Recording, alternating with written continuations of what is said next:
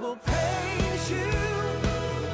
I will lift my hands and praise you. For there is nobody like Hello, everyone. Thank you for joining us today. You know, there is a phrase that I believe we probably all know, I'm sure you've heard it, go the extra mile. And you know, that phrase or catchphrase or cliche, however you want to put it, comes actually from the Bible.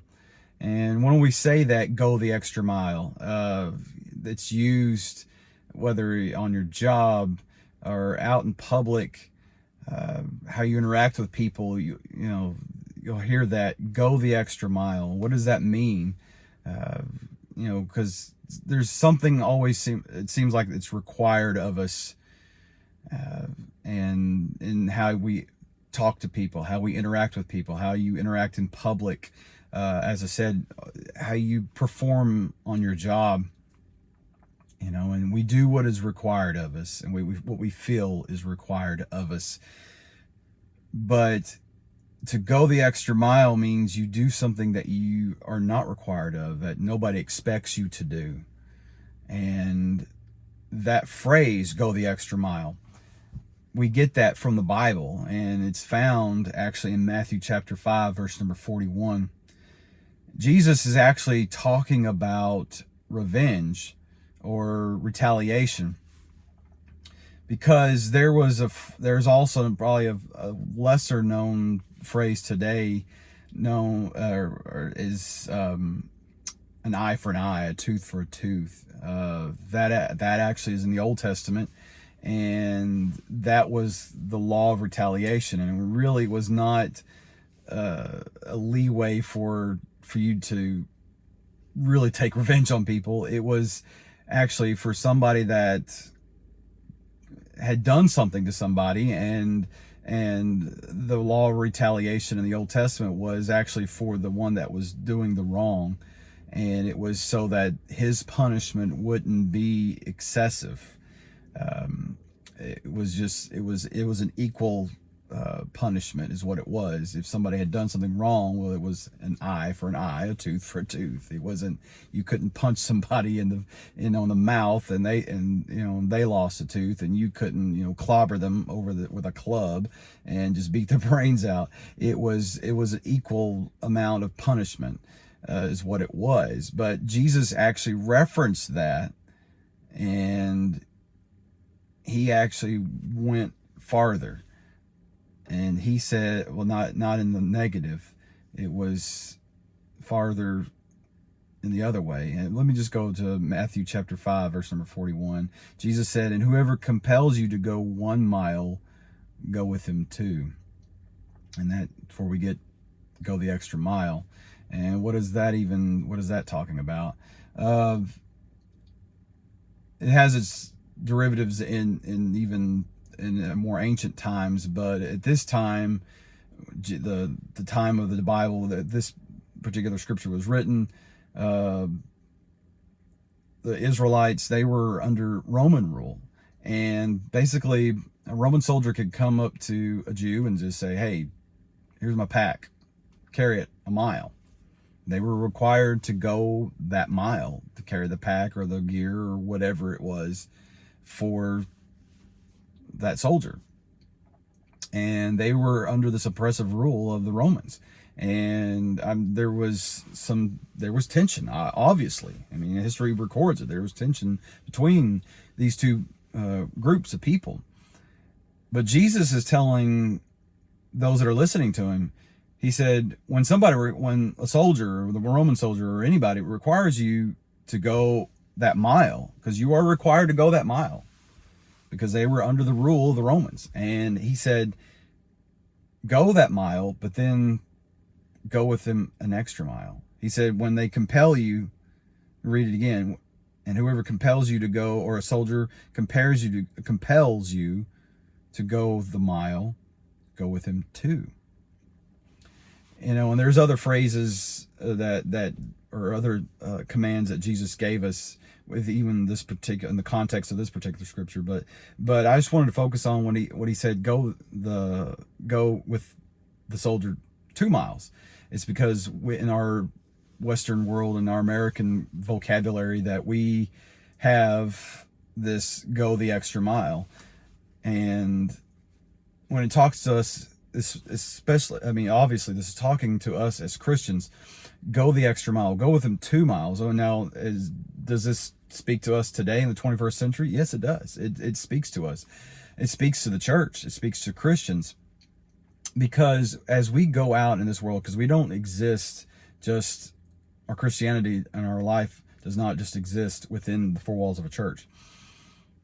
We go out in this world and they see us. They see us as Christians. They see us as the church. How are we to interact with people? You know, there's, like I said, as society, there's a requirement of us how we're to act. You know, and if anybody, like if somebody cuts you off at the stoplight, or you know, or acts rude, even, I mean, we know that's antisocial behavior, but but how are we to retaliate? And Jesus is saying to people that how we interact with people, do more than what is required of us, or of you, because what's the purpose in it? You know, what's the purpose, especially even during these times?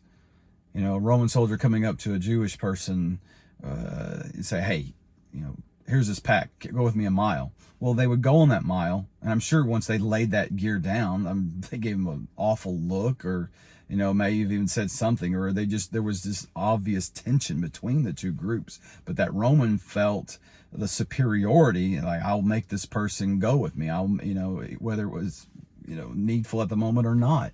You know, I'm sure he made that person, that Jewish person, go with them in spite. But wouldn't it have been different if that person that was carrying the pack or carrying the gear, whatever that Roman soldier had made them carry, for a mile?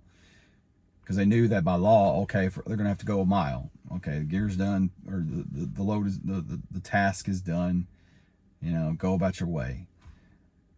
Wouldn't it have been different if that person carrying the pack, the gear, whatever, once that soldier said, okay, your mile's over with, I'll take it from here?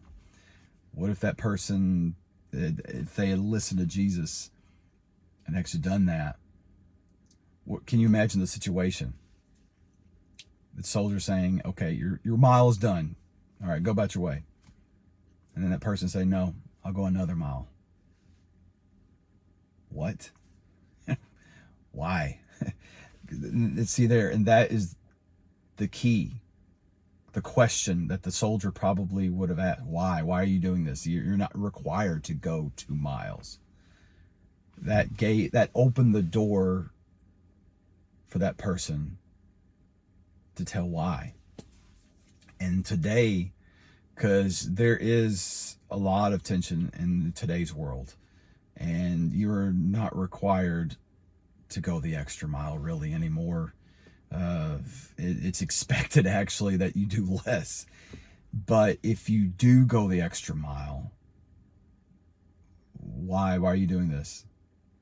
It opens the door to share Jesus to people, to show Jesus to people.